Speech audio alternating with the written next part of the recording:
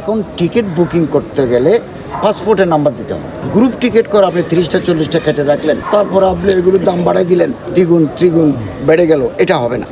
এখন ticket book করতে গেলে ওই সংশ্লিষ্ট যাত্রীর পাসপোর্ট নাম্বার দিয়ে করতে হবে। সাইট সিলেকশনে অতীতে কিছু অনিয়ম ছিল। আমরা যে মসজিদগুলো আমাদের সময় করব, এগুলো সাইট সিলেকশন, ফিজিবিলিটি স্টাডি, গণপূর্ত অধিদপ্তরের ডিজিটাল সার্ভে, এগুলো আমরা প্রপারলি করে যেখানে মসজিদের প্রয়োজন সেখানে করব। ইতিমধ্যে আমরা একটা তদন্ত কমিটি গঠন করেছি। একজন অতিরিক্ত সচিবের নেতৃত্বে ইসলামী ফাউন্ডেশনের মহাপরিচালক আছেন। পত্রপত্রিকায়, মিডিয়ায় কিছু অনিয়মের খবর আছে, কিছু ফাটল আছে, কিছু ত্রুটি আছে, এগুলো ওনারা খতিয়ে দেখবেন, এগুলো রেকটিফাই করার ব্যবস্থা করবেন। মারাত্মক কোনো অভিযোগ যদি আসে, প্রমাণিত হয়, তাহলে আমরা এই অভিযুক্তদের বিরুদ্ধে আইনানুগ ব্যবস্থা নেওয়ার জন্য আমাদের সিদ্ধান্ত আছে। আপনারা জানেন, বিমানের টিকিট নিয়ে একটা অব্যবস্থাপনা অথবা একটা সিন্ডিকেশনের খবর পত্রপত্রিকা আমরা দেখছি। ইতিমধ্যে প্রবাসী কল্যাণ মন্ত্রণালয়, আইন মন্ত্রণালয়ের মাননীয় উপদেষ্টা এবং চিফ অ্যাডভাইজার মহোদয়, আরও অন্য মন্ত্রণালয়ের সহযোগিতায় আমরা একটা নীতিমালা করে দিয়েছি।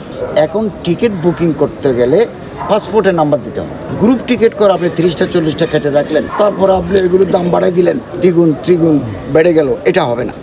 এখন টিকিট বুক করতে গেলে ওই সংশ্লিষ্ট যাত্রীর পাসপোর্ট নাম্বার দিয়ে করতে হবে।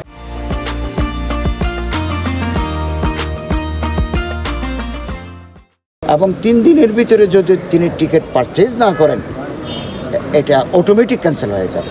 ফলে এখন আর সিন্ডিকেশন করে গ্রুপ ভিত্তিক বুকিং দিয়ে দাম বাড়ানোর সুযোগ নেই। এটা হচ্ছে আমাদের সরকারের সুন্দর নীতিমালার ফলাফল। কক্সবাজারের জেলা সদরে আমরা মডেল মসজিদ এবং ইসলামিক কালচারাল সেন্টার এটা উদ্বোধন করলাম। এটা নির্মাণ করতে আমাদের 19 লক্ষ টাকা খরচ হয়েছে এবং ধর্ম মন্ত্রণালয়ের ব্যবস্থাপনায়, ইসলামিক ফাউন্ডেশনের উদ্যোগে, গণপূর্ত অধিদপ্তরের সহযোগিতায় আমরা এই মসজিদটা নির্মাণ করতে পারলাম। এই মসজিদ, এখানে মাল্টিপারপাস ওয়ার্কস আছে, বহুমাত্রিক এখানে কর্মযজ্ঞ আছে।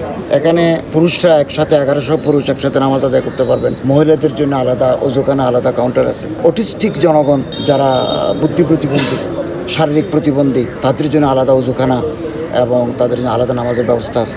বাজারের এই যে নৈসর্গিক সৌন্দর্য আছে, এই মডেল মসজিদ তার সাথে আরেকটা সৌন্দর্য যুক্ত হলো বলে আমি মনে করি। এই মসজিদের মাধ্যমে একটা ভ্রাতৃত্বের পয়গাম কক্সবাজার এলাকায় ছড়িয়ে পড়বে। কক্সবাজারে বহুদিন যাবত আমরা লক্ষ্য করেছি সাম্প্রদায়িক সম্প্রীতির আবহ বিরাজ করে। এখানে সম্প্রদায়গত কোনো নৈরাজ্য, কোনো ভুল বুঝাবুঝি নেই এবং এই মসজিদের মাধ্যমে এই ভ্রাতৃত্বের পয়গামটা আগামী দিনে আরও সুদৃঢ় হবে। তো যত নামাজের সংখ্যা বাড়বে, সমাজে অপরাধ প্রবণতা তত হ্রাস পাবে এবং মানুষের মধ্যে যে ভালো কাজ করার স্পৃহা, যেটাকে আমরা সুকুমার বৃত্তি বলি, এটাই মসজিদের মাধ্যমে জাগ্রত হবে।